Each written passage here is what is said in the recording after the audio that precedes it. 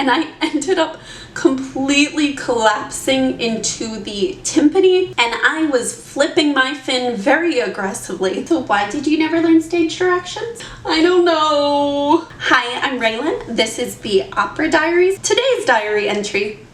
If you love to sing, if you're a singing enthusiast, or if you love to act, you've come to the right place. Give this a big like and join our fraternity by subscribing to this channel. You just have to be somewhat slightly kind of in love or obsessed with singing. We have a lot of fun. We get to talk about opera all the time, singing and acting. In this video, you're going to learn all of the stage directions you need to know before you step foot on this stage, or if you've already set foot on the stage, or if you're just curious. Don't worry, I got you. And before we get started, I want to hear your first time on the stage, what it was like, what you remember, or your first time seeing a play, what that was like. Let me know in the comments below, and when we're finished with this tutorial, I will give you a wonderful story time about my first experience on stage, and let me tell you, it was not the most beautiful thing in the world. Let's get started. Stage direction number 1. So the first time you get on stage, it literally feels like everyone's watching you and the walls are just caving in. And while it may seem intimidating, there's usually a score or a script or the director who will give you stage directions to help you navigate your way through the stage. The first term I want you to think about is downstage. Now, to really get a handle on this, you need to understand something about theaters that happened way back in the Renaissance era, where audiences actually stood and the theater was raked. And raked is just a fancy but kind of odd word. This just means that the highest point on the stage is the back of the stage, and it kind of slopes down to the audience. Now, every time I think about a raked stage, I just think about the horses. I think about horses, all of the ballerinas who had to do so many pirouettes, and the stage was just sloped, how difficult it must have been for them. So because of this raked stage, a bit of an odd word, we have taken that into today's era, and we call being closer to the audience downstage. So going like this, and yes, it is Ariel on the Rock. Part of your, I hope you can't see my nose. Number 2, the second stage direction is upstage. Think about the raked stage. It's actually in the back of the stage because the actors would have to walk up to get there. So we're moving further from the audience like I'm doing right now. It's hard to keep my chin up while I'm doing this. Number 3, we have stage right. Now this can get a little bit confusing, but again, just think of it in terms of the audience. So if you were looking out into the audience, stage right would be this way.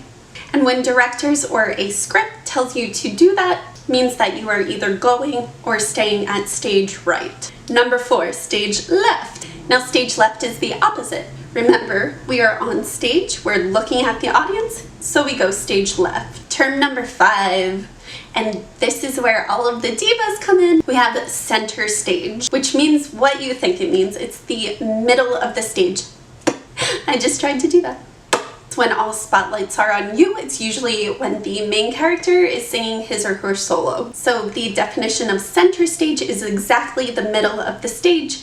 But you also have right center, left center, downstage, right center, downstage, left center. The list goes on and on. Just go back to the basics with what we just learned and you will be fine. And there's also abbreviations for this as well. So think downstage is always D, left is always L, center is C, R is right, upstage is U. Number 6, hit your mark. This is usually with lighting cues, but it's when an actor or actress is standing in the correct position. So you don't have to do anything, you're in the right place, you're golden. Number 7 is one of my favorite terms. So if we have a heroine and she's standing like this because she's being serenaded to, but uh-oh, she has to sing now, the director would tell her to cheat out, which basically means turn your face to the audience or your whole body. So say we're still singing to the person who is giving you a lovely duet, but of course you need to face the audience so they can see your facial expressions. And if you're not mic'd, so you can project.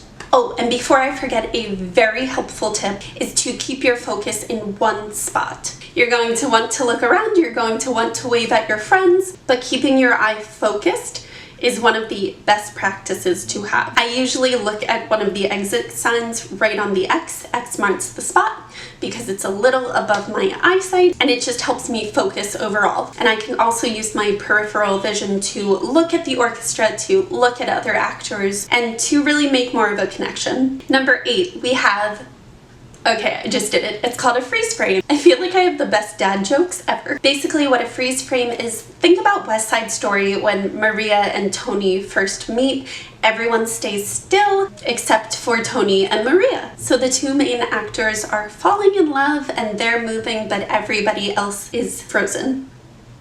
This is what's known as a freeze frame. Just think about it like taking a picture. Term number 9, this is when the actor gets to move. Instead of staying right where you are, there's a lot of movements, there's a lot of things that actors and singers need to do that may be very physically draining. A good stage direction to keep in mind is cross. The abbreviation for cross is an X, and this might be instructed by the director when he or she wants an actor to move from one side of the stage to another. So the director might say cross downstage left. And let's end with one of my favorites, number 10. We have using your upstage hand. A lot of contemporary shows are bringing different stage directions into the mix, but a good rule of thumb is to use your upstage hand when you're on stage. If you are facing this way, use your right hand. You are facing this way, use your left hand. All of you have beautiful faces and you're not covering that glorious projected voice that you have very much worked on. Now that you know the 10 basic stage directions, you are ready to rock that stage. But let me tell you about my first time on stage. I was fortunate enough when I was 14 to get my first leading role as Ariel in The Little Mermaid. Let me tell you, it was a lot of fun. And yes, this is why I did this. However, I did not know my stage directions when I was first going on stage, and let's just say our director did not say any stage directions until the orchestra came in, and I was flipping my fin very aggressively when the director told me to go downstage, and I had no idea what that meant. So what ended up happening was I kind of decided to just walk wherever I thought downstage was, and I thought it was actually going down into the audience. But again, remember, I had a fin, so it was extremely hard to walk, and I ended up completely collapsing into the timpani and cutting my knee. Now, it wasn't a big fall, thank goodness, but I did need to get another fin afterwards. So again, let me know about your experience so I don't really feel as bad. What happened when you were first on stage? Is this your first time going on stage? And if you're not a singer or an actor, what was the first play you saw? And do you notice any of the stage directions that I just taught you that were happening? Let me know. Thank you so much for watching. Please give this a big like and a big subscribe to join this cool fraternity of singers who love to sing and love opera. And we talk about it all the time. No, we're not nerds. We're cool. We're very, very cool. Yeah. Bye! Keep singing.